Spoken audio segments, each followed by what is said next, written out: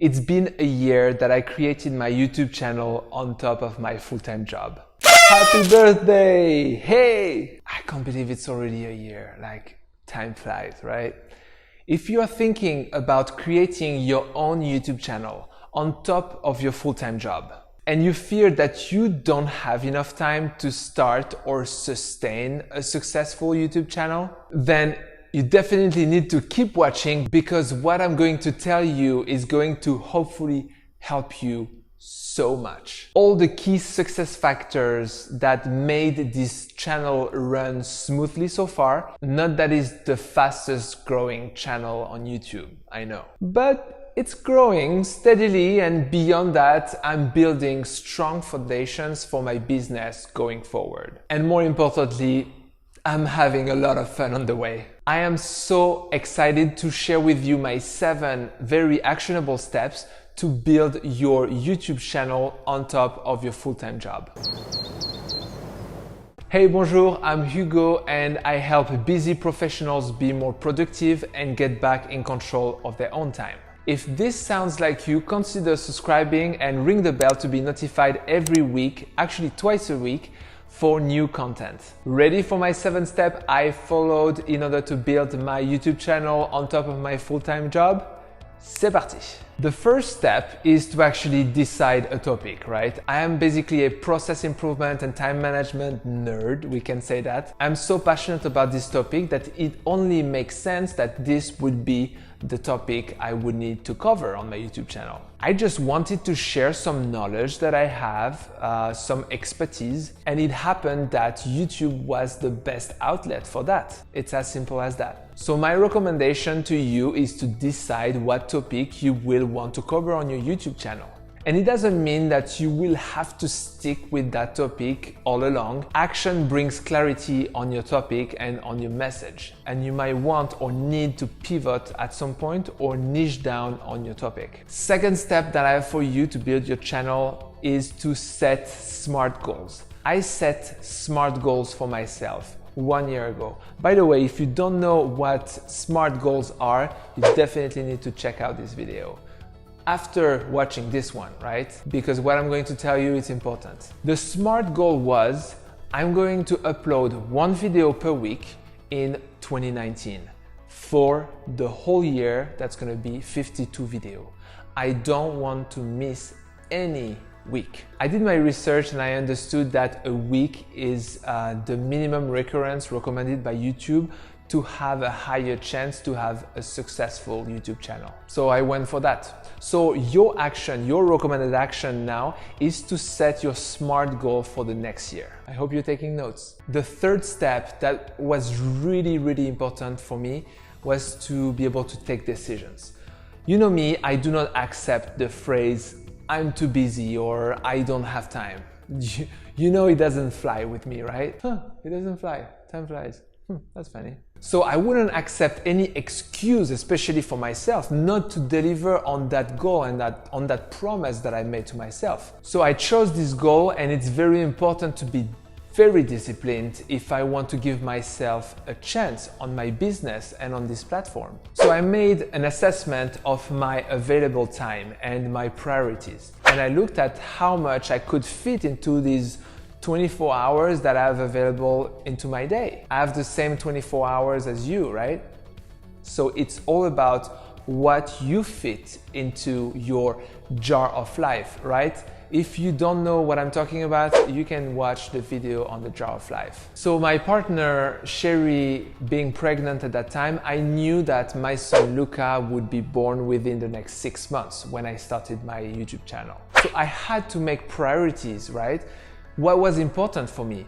Spending time with Sherry, spending time with Luca later when he would be born, work because I still have a full-time job, and this passion project that I wanted to pursue. I had to let go of other things that were not aligned with these goals. I call these activities non-value add. If you don't know what I'm talking about, you can watch this video about value added, non-value added. So what did I let go or considerably reduce? Basically social events, hanging out with friends and having a beer, go golfing. And not that I'm not doing these activities anymore, but I had to considerably reduce them. So for my friends that are watching this video right now, you know why I'm not coming that often anymore to go have a glass of wine or a beer with you. The fourth step that I have is to, once you have your priorities set, is to stay really disciplined. I did a lot of research on how to successfully start a YouTube channel. So some very good references, if I can help you with that, is Amy Landino, Sunny Lenarduzzi, video influencers, Nick Niemann, and of course a lot of other successful channels. I link their channel in the note below as well, if you don't know them already. So I just laid down my process, all the process steps that I needed to follow in order to get one video out. Basically, it's research, script writing, shooting the video, editing, and promoting. These are the 5 steps, like the 5 main buckets. And of course, as a business consultant, I needed to lay out my process, right? So I stayed very organized and very disciplined, and I batched my content, bundling 3 or 4 videos at a time together. This means that I waited to have 3 or 4 scripts done so that I could shoot 3 or 4 videos at a time. And these 3 or 4 videos will later be edited. The 5th tip is to time box your time. As I have a limited amount of time during my week, due to my full-time job mainly and my family time, I needed to make sure that I had enough time in my week to get everything done. So this is how I schedule my time. Waking up at 6 in the morning in order to get at least 1 hour of work done every morning before going to work. And another hour after my workday, plus a minimum of 4 hours a day every Saturday and Sunday. That gives me a total of 18 hours of work per week. This is plenty of time to work on pursuing your passion. See, when you look at it from this angle, you have a bunch of time. Also lately, in order to step up in my role and give myself chances to grow, I started hiring editors to help me with editing videos, which was a major part of my time spent on this process. So thanks to them, I'm saving 8 to 10 hours a week, which is awesome because it gives me back so much energy, so much clarity and creativity to continue on this journey. The 6th step that I have for you is to anticipate.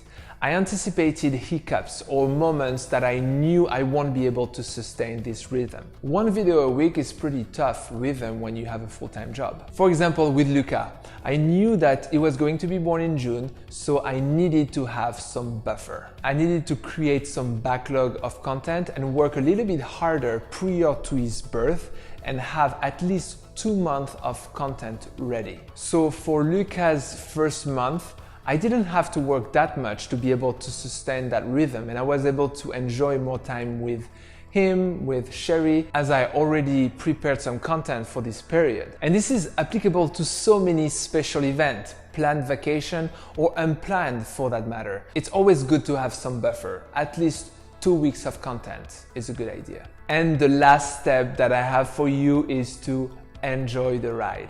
As I said earlier, action brings clarity. I started my YouTube channel without really knowing where it would go. Not that I know much more right now, but it opened the doors to so many opportunities, to getting to know more people, very interesting people, to collaborations and genuine and meaningful work. I fully agree with Gary Vee when he says that you have to fall in love with the process. I love the process of the work. I love the grind. I love the climb. That makes total sense because otherwise I would have given up like way before. If you're only doing this for the results and for the money, this might not be the right move. But more importantly, you might miss a lot of fun on the way. I hope this was helpful. Was it helpful? Let me know in the comments. I really hope this motivates you starting your own YouTube channel or help you structure your process if you already have a YouTube channel. Thank you so much for your time, guys. Thank you for watching my videos. Thank you for trusting me with your time. I'm so happy that you've been here for like a year now for some of you. Thank you for being subscribers of this channel. If you're not subscriber yet, you know what to do, or you can just stay and hang out and watch more video. Thank you. See you next week. Au revoir.